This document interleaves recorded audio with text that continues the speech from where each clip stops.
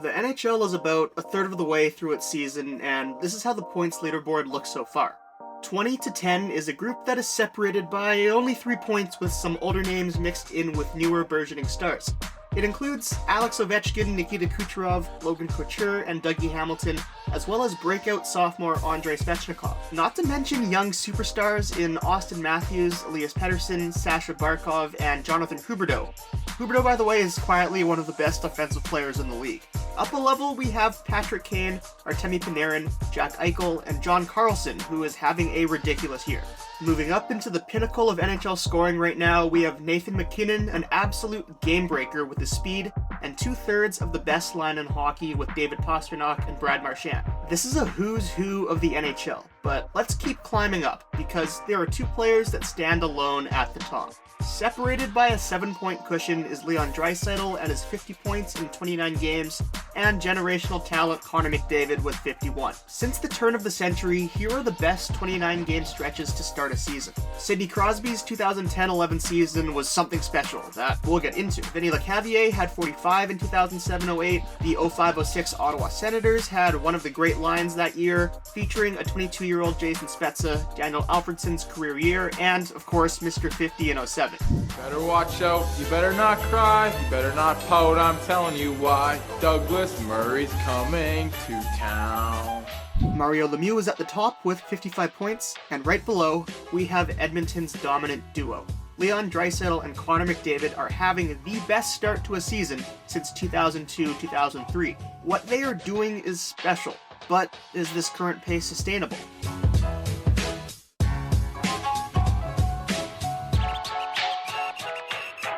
Here are the best age 24 or younger seasons this century by points per game. Currently, 4 players from this season cracked the top 10, which suggests scoring is up in the NHL. This is a trend that began in the 2017-18 season. When we adjust this list to account for era, McDavid and Draisaitl's hot starts still lead the pack, albeit by not as much. Sidney Crosby's 2010-11 season that was shortened by injury, as I said, could have been one of the best performances in the modern NHL, as he had an era-adjusted 1.73 points per game. I think, if anything, this list has given me more appreciation for the Crosby versus Ovechkin post-lockout era of the NHL. Ovechkin! But back to Draisaitl and McDavid, what we're looking at, folks, are players chasing history.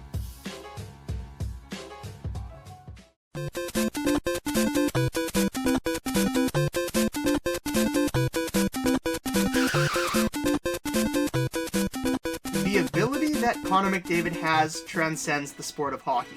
If we're being honest, the NHL does not do the best job at marketing its players to an international audience. Very few NHL players garner the same brand recognition as some of the other Big Four North American sports. Everyone knows who LeBron James or Tom Brady is, but hockey players are rarely household names save for Wayne Gretzky. I would think Sidney Crosby is right there too for this generation, but since I live in a hockey bubble, I can't say for certain. Connor McDavid will be there too. In fact, he should already be there. He's one of those players where you don't even have to be from this planet to know that what he is capable of doing on the ice is just not normal. Anyone can watch McDavid perfectly execute sequences of speed and finesse performed on shoes with knives strapped to the bottom and come to the conclusion that what they are watching is greatness. At just 22 years of age, Connor McDavid has been the best player in the NHL for years now. In 4 seasons, he's already won the league scoring race twice.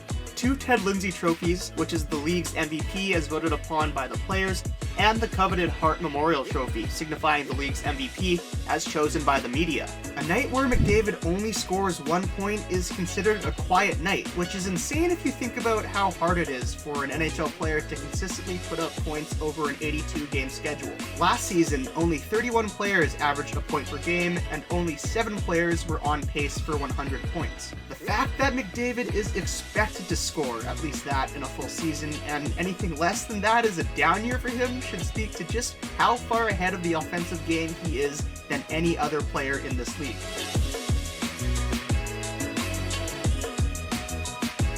Playing with the best player in the world comes with its perks. Sometimes you're gifted empty nets, and other times you just simply have to move the puck in McDavid's general area, and an assist will be added to your name. However, it's a double-edged sword, as Production put into that context can look inflated, but in no way is Leon Draisaitl a passenger.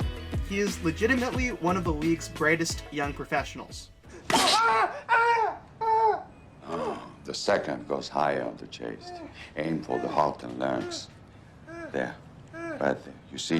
The German star is a seductive blend of size, scoring vision, and pace that made him the 3rd overall pick in the 2014 NHL draft. He's an extremely difficult player to knock off the puck, not only when he has a step on a defender, but also at a standstill down low. Here, he collects the puck in his feet and uses his power to get body position on Cale Makar. He uses the net to eliminate Makar's point of attack, and that creates space for him to have a clear wraparound. This ends up into an assist. Down below the circle, Leon is adept at using his posterior to shield the puck and create time and space for himself that often allows him to make the controlled play. The sequence is interesting to me, as it blends his big frame with his high offensive awareness. On the power play, he purposefully turns his back to the net in the slot position in order to set what I would describe as a pick in basketball terms. Normally, a player in Draisaitl's position would be facing towards the net, with the stick on the ice looking for a one-timer. However, here he is with his back to the goaltender and showing his backhand to McDavid in the corner. He's boxing out the defender behind him as well as misdirecting where the puck is going. The fact that he is on his backhand is key. He doesn't look like a dangerous threat to score since he isn't going to quickly fling a shot on net with his backhand. That's a low percentage play. If the puck comes to him, most defenders would probably think he's going to throw it up to the point. The high penalty killer is confused. He isn't sure if he should take away Draisaitl's stick or his point man, and gets caught in his indecision. The thing is, I mean, ethically speaking... No time, dude! Make a decision! Well, it's tricky! McDavid threads a pass through the high slot.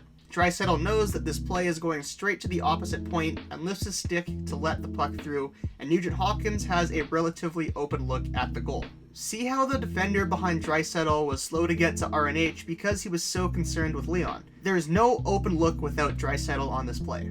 On the rush, he is a hard man to stop when given space. He gets down deep in his stride for a low center of gravity and uses his offhand to ward off defenders. He also has the hands to take on multiple defenders at once. I specifically like this move where he cuts to the middle and uses an offensive stick lift as part of his move. Using a stick check as part of a separation move is outside of the box thinking, but it's becoming more and more prevalent in today's game. Leon's ability to rush with the puck also synergizes quite nicely with McDavid, as both players can bring the puck up the ice with speed. What's interesting is that when Draisaitl brings the puck up, it's extremely beneficial for Connor because it allows him to build up speed and find holes in defenses without having to worry about the puck on his stick. They especially love using this play through the neutral zone as they crisscross at their own blue line. Panic mode should instantly set in for defenders that see this play coming. Defenders have to respect McDavid's speed, while also keeping Draisaitl from driving on the outside. They've created a mini 2-on-2, and because Draisaitl has stayed wide enough, he's pulled the immediate defender towards him, creating a lane for McDavid to burst through. Give hockey's best player that much room with an ability to go from 0 to light speed in a second and you are going to get burned. No, that's not a pylon, that's Oliver Ekman-Larsson that McDavid just flew by. One of the game's most fluid skating defensemen. You need everyone on the same page to stop them. What do you mean, everyone?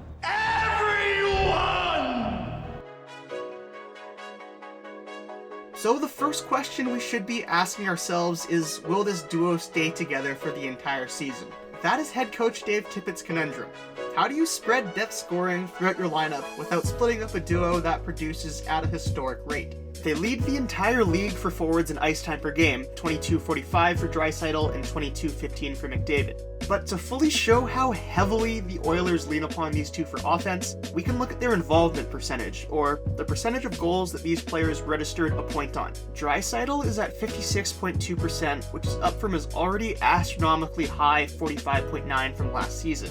McDavid is at an astonishing 57.3%, and we can see that last year McDavid was already contributing at an unheard of rate. He was in on over half of the Oilers' goals over an entire season. Everyone's scared to be number one. I do it myself.